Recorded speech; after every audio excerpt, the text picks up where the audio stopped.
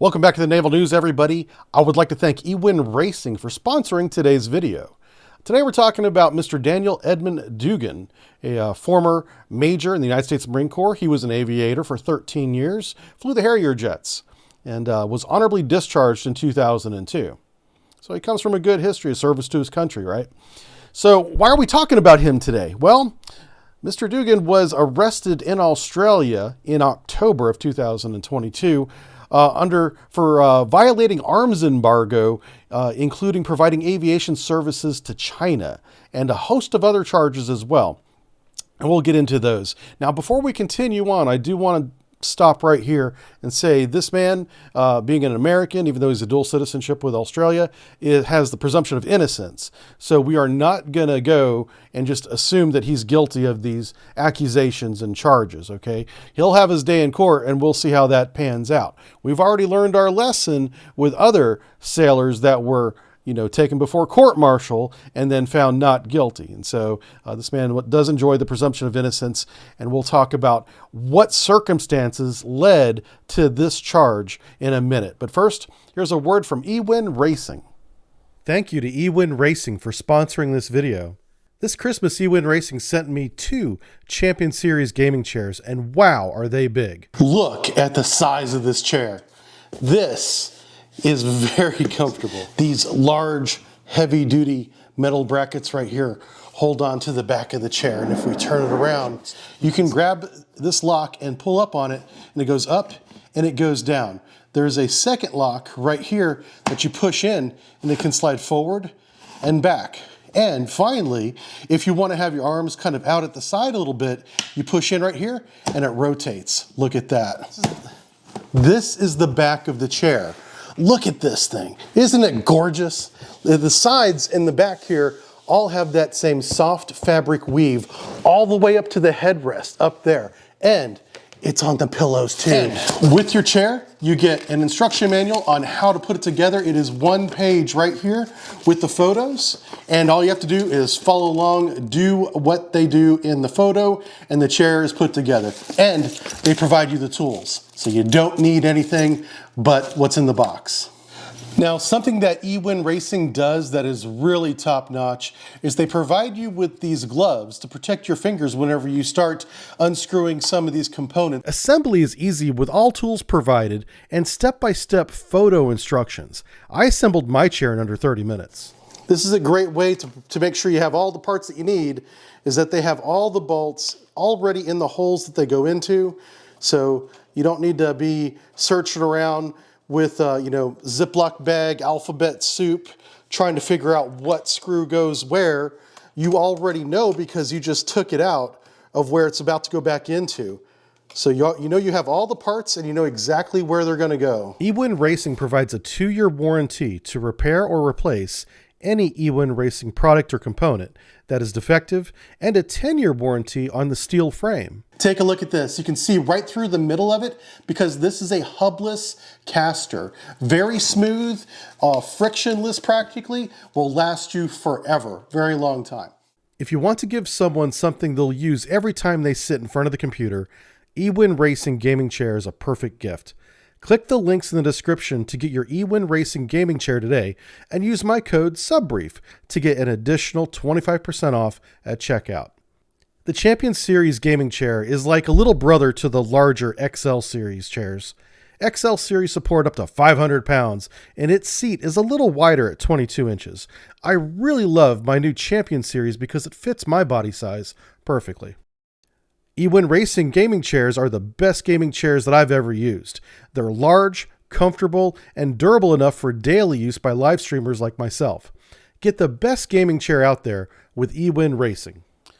All right, and welcome back. Like I said, Mr. Duggan left the United States Marine Corps in 2002, and a few years later, in 2005, he moved to Australia, where he got citizenship there. So he's dual citizen, Australian and United States. He created a company called Top Gun Adventure Flight, and this is the type of company where you can bring some friends and sit side by side with an actual aviator, or front to back, with an actual aviator like himself, and fly real jets around around and even do simulated dogfights. So it's a really cool company.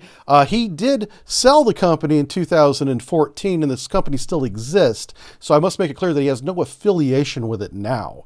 And it does look like a good time. So hey, if you're in Australia, definitely check out the new name, Top Gun Australia, because I certainly would love to do something like that. But he started this company, like I said, back in 2005.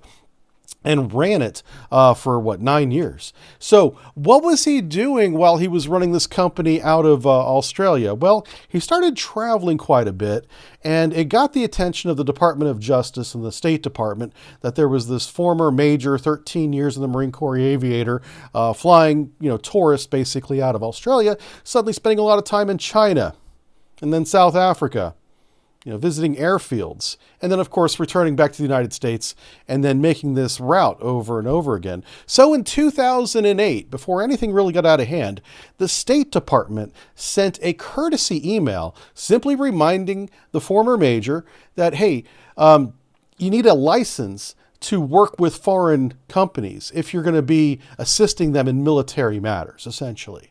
And that was the end of that. He continued this travel pattern from 2009 into 2012. So Mr. Duggan's making these rounds during these years of 2009 and 2012 between China, Australia, and a South African airfield called the Test Flying Academy down there. And in 2011, a T-2 Buckeye training plane that had been retired from service, was purchased online, surprisingly, and shipped to South Africa on May 9th, 2011. This is the plane that was bought and shipped. The T-2 Buckeye, that's the serial number and the registration, 4,000 hours of flight with the United States Navy students, learning how to land on aircraft carriers and other naval aviation things. This is a training plane for young naval pilots. Before they stick them in an expensive, F-18 or whatever, they're going to get some hours in this so they can build some skills and confidence on operating procedures and flying a plane safely. This particular frame had over 13,000 landings. And the interesting thing about the T-2 that they bought, it had this commercial Garmin, that navigation system right there on the dash in front of the pilot. And this specific type of equipment is banned in a 1990 law that says commercial navigation equipment can be sold to China if it's used for commercial navigation use. But if it's used in a military craft, that sale is sanctioned and to the People's Republic of China. This is in response to the Tiananmen Square that happened in 1989. This is part of that sanction there. And there's the public law and title and section if you want to look it up and read it for yourself. So the connections are beginning to alarm the Department of Justice here at home. This former Marine aviator is making a lot of trips to China. He's visiting an airfield in South America that also hosts Chinese pilots for training. And he just bought this plane under false pretenses, it turns out, or he's accused of that, to end up training Chinese pilots in South Africa. This is the plane that he purchased. You can see it's kept in pretty good condition here. There's the nose wheel and where the wheel goes back up. You can see the engine there. It's got some sort of foreign material damage there on the nose, it looks like. But other than that, it's a pretty clean plane. And so this plane is specifically made to practice arrestor landings. It's got a little hook on it, and they can practice landing short. And this is where it went. It went to the TFASA. And that stands for the Test Flying Academy of South Africa. That's a picture of the airfield right there above my head, and the facility where the planes are kept in the hangars and the training is done there. All right, so the TFASA, that airport training center down there in South Africa, hosts a company called AVIC. AVIC is a Chinese company that's owned by the Chinese state. And they do one major thing that they're very public about. They train Chinese civilian airline pilots. So far, so good, right? That because it's a civilian project, they can have this equipment. There's no sanction against that for civilian. It's specifically stated in the sanctions that this is allowed. But the AVIC, because it's owned by the state of, the PLA or the PRC rather, it also encompasses the People's Liberation Air Force, or PLAF. And so they have all the military planes under the same umbrella. And because they've organized their company or their organization that way, that then makes them fall under these sanctions going all the way back to 1990. And this plane was purchased, this T-2 Buckeye, and delivered in 2011. So it violates that law. Here's some of the planes that they have that are not civilian on the right-hand side of your screen. Just a handful of them. It's basically the entire Air Force, so there's a lot more than that. All right, so here is the timeline of what happened so far. We know that he left the military in 2002, went to Australia, became a citizen, started a company. Great. But in 2011, he started traveling to China a lot and South Africa and other airfields too, not just this one, and bought a plane for delivery to South Africa where they're training these AVIC pilots. And that's a problem. So our story continues after 2012. He's apparently providing some sort of aviation counseling or expertise to these Chinese aviators in South Africa when he picks up his stakes in Australia and moves to China in 2014, where he stays there for about 3 years before he creates a company called AviBiz Limited. And their company description on their LinkedIn page was a comprehensive aviation consultancy company and with a focus on the fast-growing dynamic Chinese aviation industry, registered in September of 2017. And that was the moment the Department of Justice had been waiting for. They knew for sure that he had bought this plane in 2011. He was in the same location as Chinese aviators for 2011 and 2012. But they didn't indict him on anything yet because it's all circumstantial. But once he created this company in 2014, or 2017 rather, they knew that he was publicly providing these services to China. And that's when they came out with the arrest warrant and the indictment. The indictment was sealed, though, in 2017. Nothing happened. There is an arrest warrant for this person who is living in China and travels to Australia and South Africa and other places. Apparently not the United States, because they definitely would have got him if he had showed his passport at any airport or seaport after 2017. They did not. His business ran for all the way through to 2020, where he then closed the business, probably related to COVID, I imagine, because it was in China. They're still wrestling with that over there. And apparently at some point after 2020, he came back to Australia, where in 2022, he was finally first detained and then arrested formally by the Australian police, where he sits in a prison now as a restricted prisoner, which means he doesn't have a lot of the privileges a normal prisoner has. To give you an idea of what a restricted or an extremely restricted prisoner is, that's where they keep domestic terrorists and high crime prisoners. He's in with that group, right? Or at least kept under those conditions. His lawyer said that he's not even allowed to have a pen right now because they're afraid of what he might do with a pen. So he's awaiting extradition to the United States. The United States has until December 20th, which would be 60 days after his initial arrest, to formally extradite him back to the United States. And he can choose to fight that. With his Australian lawyer, they're implying that they will, but we'll have to wait and see. But here's a list of what the indictment said whenever it was unsealed. Remember, this indictment goes all the way back to 2017, but they kept it secret. I don't know why they did that, but they didn't. They simply didn't unseal it. I'm sure there's a legal reason for that. So charges against Mr. Daniel Edmund Duggan is to provide services to AVIC, evaluating military pilot trainees. Remember, that's the company, operating out of China, and they operate out of South Africa as well as many other places. Test naval aviation equipment is a charge. Instruction on aircraft carrier landings, that's not legal. You need a license to do that.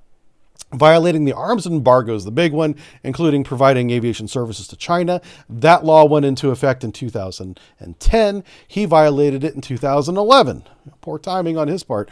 Brokered a deal between TFASA, that's the airfield, and AVIC, the Chinese company, to acquire the T-2 Buckeye aircraft for purposes for aircraft carrier landing training there in South Africa. And finally, he facilitated the purchase of that T-2 aircraft with false information, resulting in the export license. In order for this military plane, because even though it's a training plane, it's still a military plane, to be exported anywhere, you need permission, you need an export license. And according to the indictment, he had put false or misleading information on that request that then allowed the request to be allowed to be approved and delivered to South Africa. So whenever you're a retired personnel, like I am, we fall under a whole different category.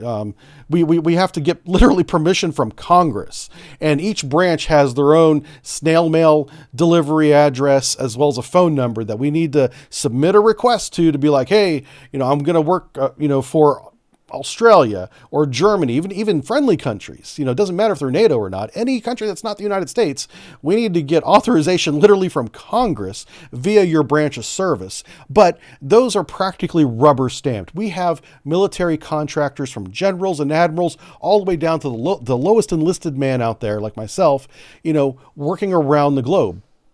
But they all have to do it formally. They have to get permission to work with these other countries, because whenever you don't, and they get found out, you end up being interviewed by the FBI. Like we had a recent general who was working under the Trump administration, and he lied to the FBI about working, for an overseas, I think it was Turkey or something. Yeah. Anyway, so had he simply followed that process, even though he's not retired, and he was warned in 2008. They were like, hey, you can't do this with China. And then he went, after a couple of years, maybe he forgot about the warning. I don't know. And it was an email. Maybe he never even read the email. How many emails go into your spam directory? If you get an email from the State Department, you better freaking read it and then not forget about it, especially if they're warning you about activity that you're doing. That means they're watching you. Okay. I'm sure they're watching all of us retired people for sure, especially abroad, whenever we're going to other countries like China so it's just a series of very circumstantial evidence that accumulated in him making a company in China and ran it for about 3 years, providing these services to China, according to the company's website, right? So it's like open admission of this. Apparently, he just was not aware of what he was doing. We'll see what his defense is. Like I said, he's got a defense lawyer. It's an Australian lawyer. They implied that they're going to fight the extradition, try to fight this in Australia rather than the United States. I'm not sure how all that works, but we will be updating this story. In just a few days, we will know if he's been extradited to the United States. And so maybe we'll do a short update then and see where this takes us. So we are going to start watching Mr. Daniel Edmund Duggan's journey through the legal system and see where he ends up. Again, maybe he's not guilty of all these things. Okay, the presumption of innocence is very real, and I want you guys to remember that. But put in the comments, tell me what you guys think. Oh, and before you start screaming an emolumation clause, if I'm saying that word right, that only applies to retired military personnel. He's not retired, so he doesn't fall under that. But whenever you go work for another country, you're still going to want to have at least inform the State Department about it, whether you're retired or not. That seems like a common sense move to me. Anyway, let me know what you guys think in the comments. Thanks for watching, everybody, and thanks to E1 Racing for sponsoring today's video. Bye.